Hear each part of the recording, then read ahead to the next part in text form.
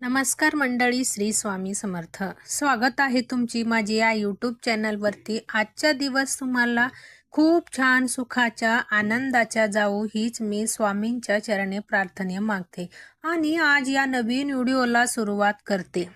येत्या 5 फेब्रुवारी महिना सुरू आहे आणि या महिन्याची पहिली संकष्टी चतुर्थी अतिशय मंगलमय आणि फुलदानी ठरणार आहे. 5 फेब्रुवारी 2026 रोजी गुरुवार आहे. सोबतच या दिवशी सुकर्मयोग सुद्धा जुळून येत आहे.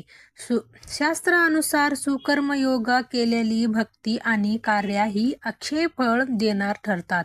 असं मानले जातं की मग ह्या संकष्टी नेमकी चंद्रोदया कधी आहे, पूजाच्या वेळ काय असेल आणि गुरुवारी संकष्टी आल्यामुळे आपल्या आयुष्यातली संकट दूर करण्यासाठी आणि धनवर्ष होण्यासाठी विशेषतः कोणती उपाय केला जाऊ शकतात. या वर्षी या सर्व प्रश्नाच्या उत्तर चला सविस्तर जाणून घेऊया.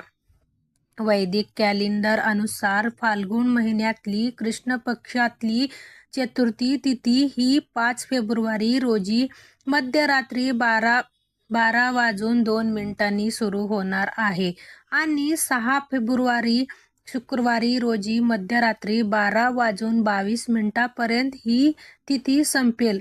म्हणून तिथीच्या आधारे संकष्टी चतुर्थी गुरुवारी 5 फेब्रुवारी रोजीच असणार आहे. पंचांग अनुसार या दिवशी शुभ आणि सर्वोत्तम फळ सकाळी 7:07 पासून ते 8:29 पर्यंत असणार आहे. या दिवशी ब्रह्ममुहूर्त पहाटे 5:22 पासून ते 6:05 पर्यंत असणार आहे. या दिवशी अभिजित मुहूर्त दुपारी 12:13 पासून ते 12:57 पर्यंत असणार आहे. सामान्यतः सूर्योदयाच्या तिथी मानण्याच्या प्राचीन परंपरा आहे. मात्र संकष्टी चतुर्थी व्रतामध्ये चंद्रदर्शनालाही महत्त्व आहे. हे प्रदोष काळी करायच्या व्रत आहे. संकष्टी चतुर्थी चंद्रोदया आणि चंद्रदर्शन हे महत्त्वाच्या मानला गेला आहे. चंद्रदर्शन घेतल्याशिवाय उपवास सोडू नये असं म्हटलं जातं. संकष्टी चतुर्थीच्या दिवशी उपाय आपण बाप्पाला जास्ती फुलं आणि जास्वंदीच्या फुलं आणि दुर्वाच्या जोडी आवश्यकता अर्पण करावी असं सांगितलं जातं की आणि संकष्टी चतुर्थीच्या दिवशी दिवसभर उपवास करून रात्री चंद्रोदयानंतरच चंद्राच्या दर्शन झाल्यानंतरच त्यांना नमस्कार करून तामनात अर्घ्य घेऊन नंतर उपवास सोडला जातं. चंद्रदर्शन घेतल्याशिवाय उपवास सोडू नये असं म्हटलं जातं की या दिवशी आपण बाप्पांना जास्वंदीच्या फुलं आणि दुर्वाच्या जोडी अर्पण करावे, कारण यामुळे आपल्याला बाप्पांची कृपा प्राप्त होतो. एवढंच नाही तर संकष्टी चतुर्थीच्या दिवशी दिवसभर उपवास करून रात्री चंद्रोदयानंतर चंद्राच्या दर्शन झाल्यानंतर त्यांचा नमस्कार करून तामणमध्ये अर्घ्य घ्यावे. नंतर गणपती बाप्पांच्या नैवेद्य दाखवून आरती करून उपवास सोडावे. उपवास सोडताना गणपती बाप्पांना आवडणारे लाडू, मोदक असे पदार्थ नैवेद्यासाठी केले जातात. आता संकष्टी चतुर्थीच्या व्रत करण्याच्या पद्धत काय आहे तर संकष्टी चतुर्थीच्या दिवशी सकाळी लवकर उठून स्नान करावे, दिवसभर उपवास करावे, गणपती बाप्पाच्या पंचरी पूजा करावे, शुद्ध पाण्याने गणपतीच्या बाप्पांची मूर्तीचा अभिषेक करावी. अभिषेक करत्यावेळी अथर्वशीर्ष पाठ केल्यास उत्तम म्हटलं जातं. शिवाय आपल्याला अथर्वशीर्ष पाठ असेल तर 21 वेळा अवतरण करावे किंवा ओम गणपते नमः मंत्राच्या किमान 108 वेळी जप केला तरी बाप्पांच्या कृपा प्राप्त होण्यास मदत मिळेल. यानंतर बाप्पांना फुलं अर्पण करावे, धूप दीप नैवेद्य अर्पण करून श्री गणेशाच्या नामस्मरण करावे, प्रसाद ग्रहण करून त्यांच्या वाटपाही करावे. यानंतर रात्री चंद्रोदयाच्या वेळी पाहावी आणि दूध दीप लावून गणपती बाप्पांच्या नैवेद्य दाखवावे. चंद्रदर्शन घेऊन चंद्राला अर्घ्य द्यावे आणि गणपती बाप्पांच्या आरती म्हणून जास्वंदीचे फूल आणि दुर्वा वाहून उपवास सोडावे.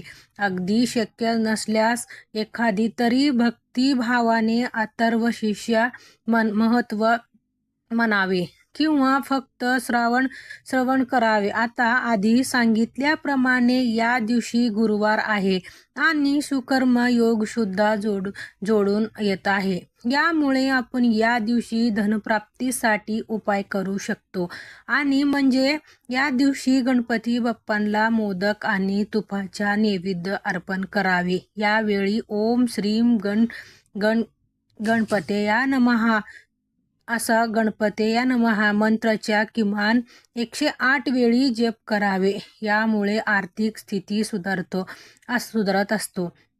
असं म्हणतात की एवढंच नाही तर आपण बाप्पांना बेसनाचा लाडू, गोड तिळाचा लाडू अर्पण करावेत आणि पूजा झाल्यानंतर ते गरजू लोकांना प्रसाद म्हणून वाटावात. यामुळे धनसंपत्ती वाढतो, आर्थिक स्थिती सुधारतो आणि अचानक धनलाभ किंवा धनवर्षा होण्याची शक्यता निर्माण होतं. असं सांगितलं तरी जाता मग हा उपाय करून तुम्हीही हा अनुभव नक्कीच घेऊ शकता.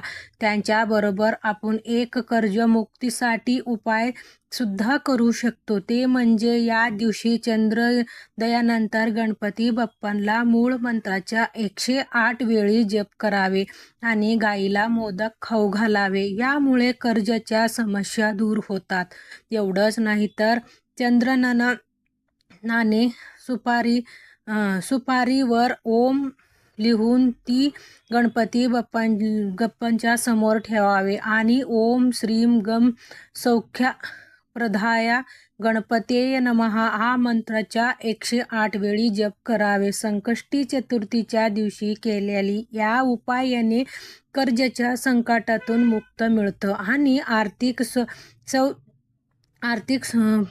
आर्थिक सुख प्राप्ती होतो. असं सांगितलं जातं की मग संकष्टी चतुर्थीचा उपवास हे चंद्राच्या दर्शन घेऊन सोडावे जातं. त्यामुळे या व्रताच्या चंद्रोदयाच्या वेळी ही महत्त्वाचा असतो. संकष्टी चतुर्थी चंद्रोदयाच्या वेळ ही रात्री 9:35 पर्यंत असणार आहे.